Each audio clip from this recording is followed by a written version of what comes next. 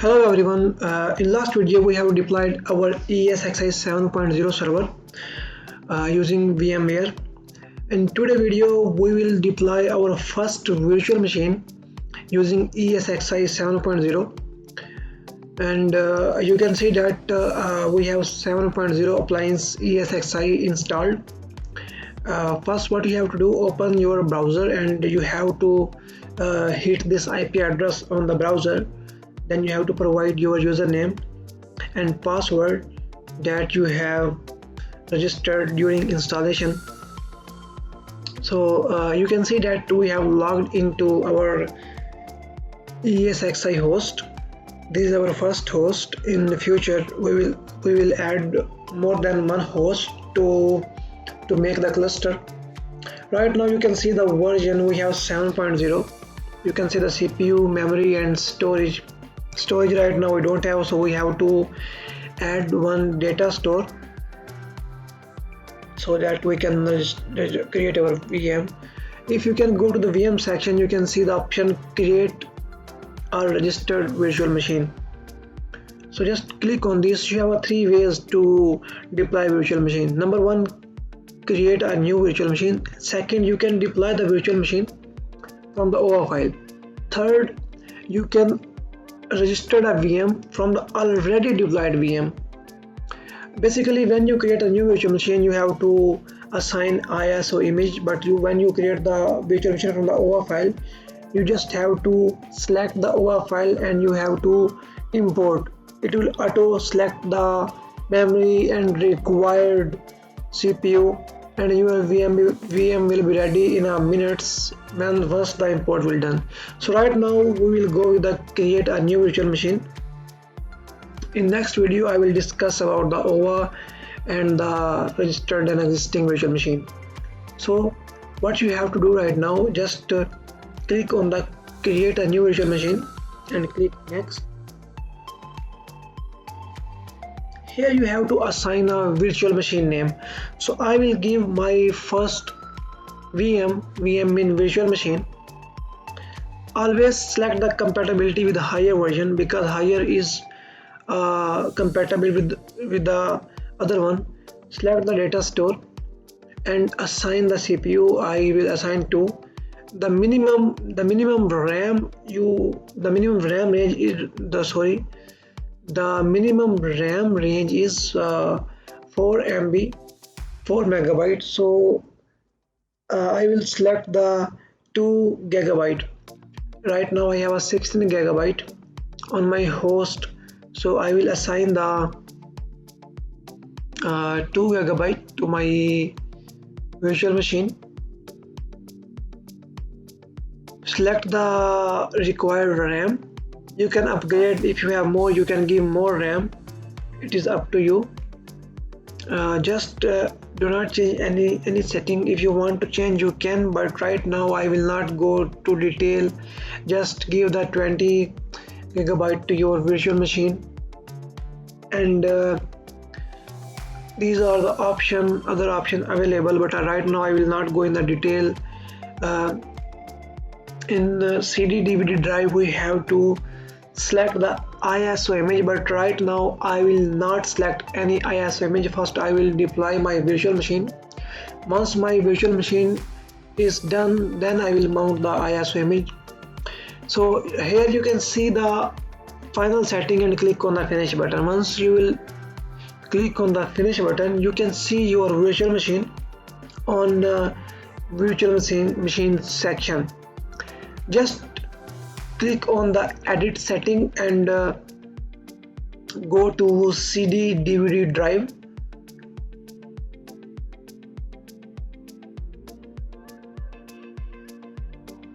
Here you have to select data store ISO, but right now you can see we don't have any ISO image available in our data store. So first we have to upload any ISO image which you want to use in data store. So here I am uploading Windows Server 2012 in my data store. Once the upload is done, then I will mount this ISO image in my virtual machine. So we have to upload any ISO image that we want to use with our virtual machine. It will take 5 to 6 minutes depend upon the system speed. So we have to wait. Once the upload is finished, we will mount this image to our virtual machine and start the installation of Windows Server 2012.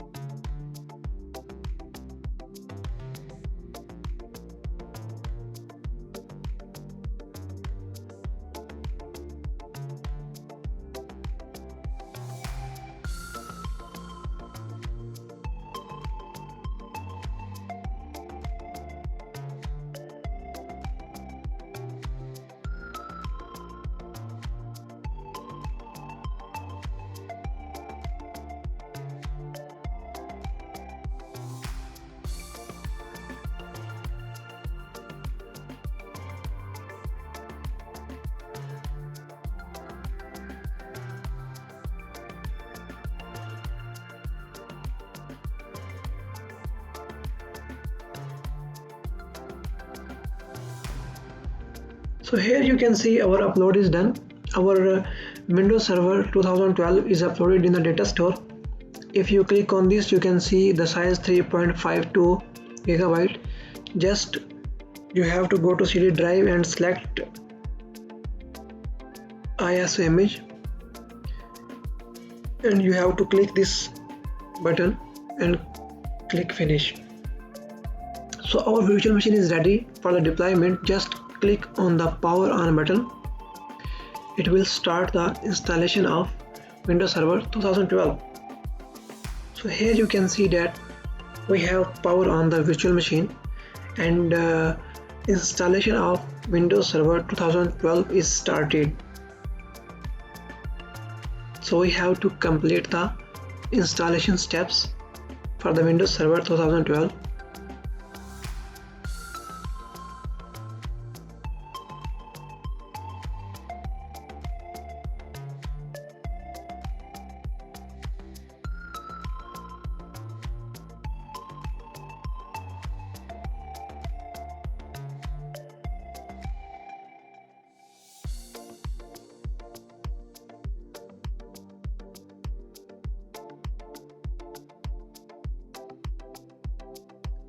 This installation will take from 7 to 8 minutes. Depend upon the system resources, depend upon the speed of your system, hardware, what hardware you have. If you have a good hardware, good RAM, and you have a higher CPU, and if you have SSD, for sure the speed of the deployment will be fast. Just you have to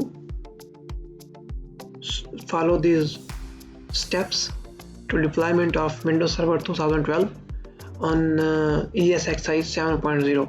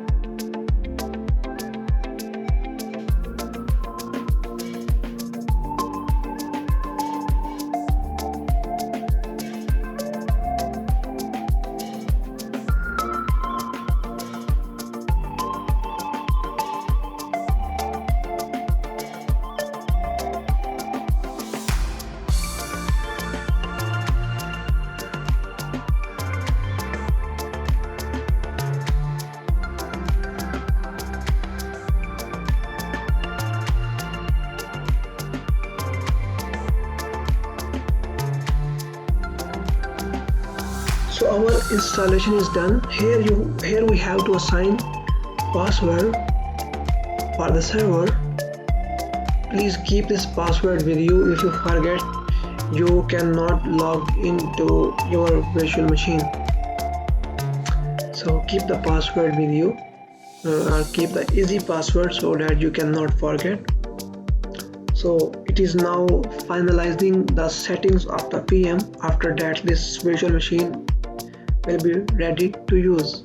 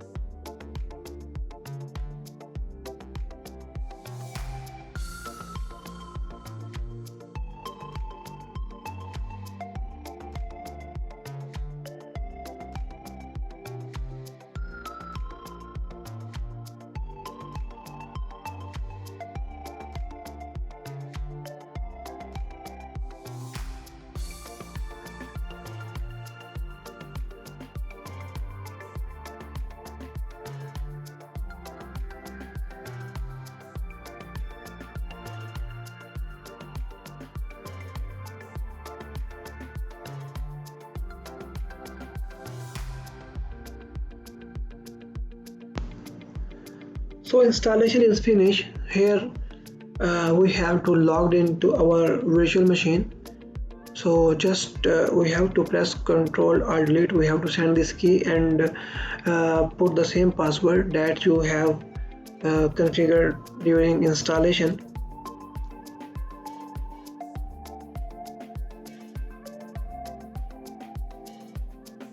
In my lab, installation is not too fast. It's a little slower because I don't have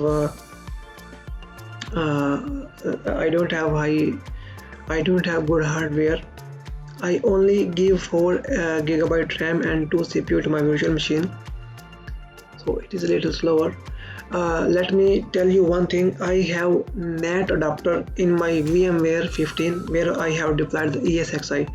So it is getting IP using this NAT adapter, so that's why this virtual machine have a internet access. You can also use same settings, and you can also use the custom network card as well. Here after this deployment you can see all this stuff: memory usage, data storage usage, CPU usage. It will give you all this information regarding your virtual machine. I will also show you data store where we have this virtual machine. You can copy, clone, you can take snapshot. There's a lot of option. In our upcoming videos I will discuss about all these options. I will discuss about the clone, I will discuss about the template, I will discuss about the data store, and we will also deploy the virtual machine using OA file. So if we go inside the data store, you can see that there is one virtual machine with the name of my first VM. So you can also explore this virtual machine. If you go inside, you will find the VMDK file, VMDK, the hard disk we attach with this virtual machine, and VMX file have all the configuration regarding RAM and CPU. So this is from today video. If you have any question, you can comment, and if you want more videos like this, subscribe our channel. Stay with us. Thank you.